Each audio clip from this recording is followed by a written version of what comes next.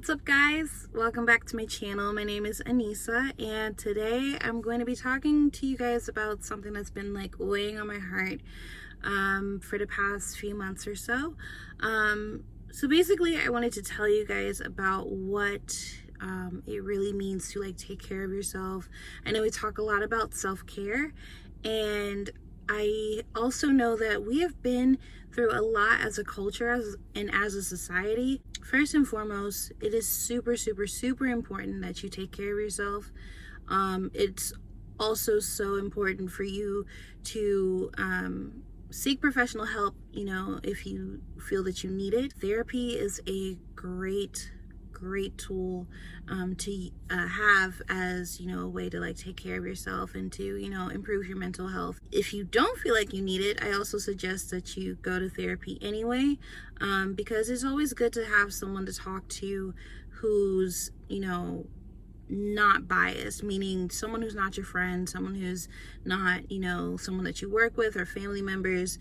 It's always good to have someone to talk to that doesn't know the situation that you've been in, as well as someone who is a professional who has spent long hours and years in school studying the overall like science of our minds and everything, and the things that could affect us mentally and physically as well. Another thing too is take some time for yourself. I know we can get busy with work and with anything else that we have going on in our lives. It's so important to make sure that you have time for yourself, and you don't have to do anything extravagant.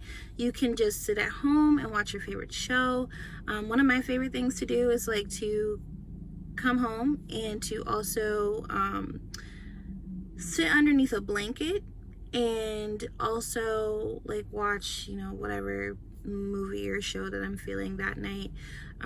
That's what helps me to relax after a stressful day, because working in a field where it's like very stressful, whether you're a doctor or whether you're in IT or you're a teacher, you definitely need something to relax or help you relax and spend some time with yourself. I know everyone has seen posts online about taking a spa day, or like going to get your nails done or whatever. Those are all very nice things, but they're not the only things that you can do to give yourself some self-care. Like I said before, if you want to just sit on the couch and curl up under a blanket and read a book or watch your favorite movie, that's perfectly fine. If there are days where you just want to do absolutely nothing, that is perfectly fine. I know we live in a society where people are so prone to lose sleep on so many things. Like people always say successful people don't sleep, or successful people they don't go to brunch, or they don't hang out with their friends. And I kind of don't believe in that, because I believe that you can have a balance, and also that sleep is very important, because when you're not sleeping, your brain does not process information as clearly as it should, and you need your brain to process the information that you need to get your bag. Sleep is definitely important, and also not resting ages you. You have to get some sleep, because next thing you know, you'll be looking older than you are, and that's not okay. I mean, looking your age is okay. Looking younger is a compliment, but you definitely don't want to age your body before it's time, basically. Another form of self-care that I do is I write, whether that's like simple journaling, writing out my thoughts. This is also something that has been suggested to me by my therapist. It's always been something that I've done since I was a child. Like I used to collect notebooks and I used to like write things down. I used to write stories and everything. And that was like, I didn't realize that that was something that I could use for self-care until, you know, my therapist told me so. I always thought that it was just like a hobby, but it turns out that it was a very good hobby to have, you know, something that was relaxing. And it was also something that I looked forward to in certain periods of my life where things were like super stressful for myself and like, you know, those around me. Well, I know I mentioned therapy, but I kind of want to go back to that and just let you guys know that, you know, it is okay to seek a therapist. It's okay to, you know, take medicine to help you balance out the imbalances that are in, you know, your neurological system. A lot of people, a lot of Black people, they feel like if they go to therapy or, you know, seek help in any form, like it's a weakness, and it's not a weakness at all. There are people out there who know the ins and outs of, you know, mental health and who can help us cope with the things that we deal with on a day-to-day basis. And also they help us to heal from the things that we've gone through as children, because a lot of things get swept under the rug, and what happens is that we end up projecting our hurt from childhood onto other people in our adult lives. If you don't deal with your trauma from childhood or from your teen years, or even, you know, as an adult, like how you cope with things, like how you cope with certain situations, it also affects that basically. And the term goes, hurt people, and that is so true. I found that within myself, and, you know, once I recognized that, you know, I sought to work on those things and to work through them, find ways to you know, like find an outlet for yourself, and then also surround yourself with good people.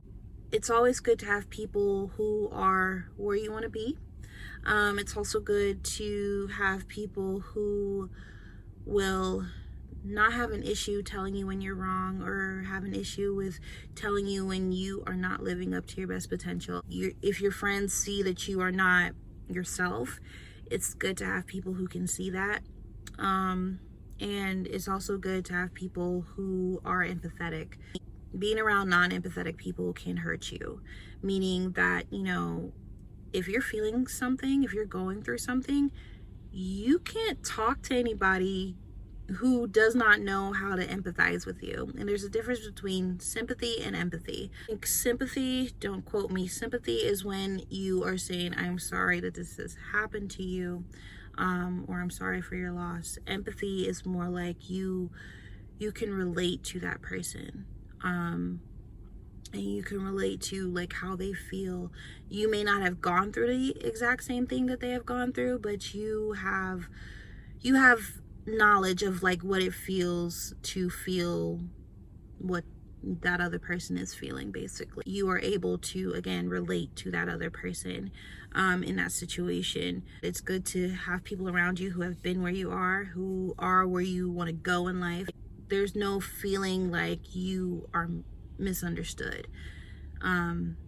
It's really sad when like you're around people who don't understand how you feel, or they don't have the emotional intelligence, you know, to help you cope with something. It's good to have people around you who, you know, have those things. There is a book called Safe People. It's one of the books that teaches on emotional intelligence and what it means to be around a safe person. You know, someone you can trust, someone you can talk to, and how to be a safe person, because, you know, our friends need us too. And, you know, it's always good to have a balanced exchange between you and your friends. You know, sometimes you may want to vent, and, you know, with their permission, you know, they'll allow you to vent, and sometimes they would want to vent, and, you know, with your permission, they can do that. But there's also like a bond and a trust that's there, and you know that you can go to that person without feeling like you're going to be judged. So with that being said, please take care of yourselves. I really want us to do better this year and to be like our best selves, and to, you know, be healthy, not only physically, but emotionally, spiritually, and mentally. You guys have a good night. Thank you for subscribing. If you haven't already, please subscribe and like this video, and I will talk to you guys later. Bye.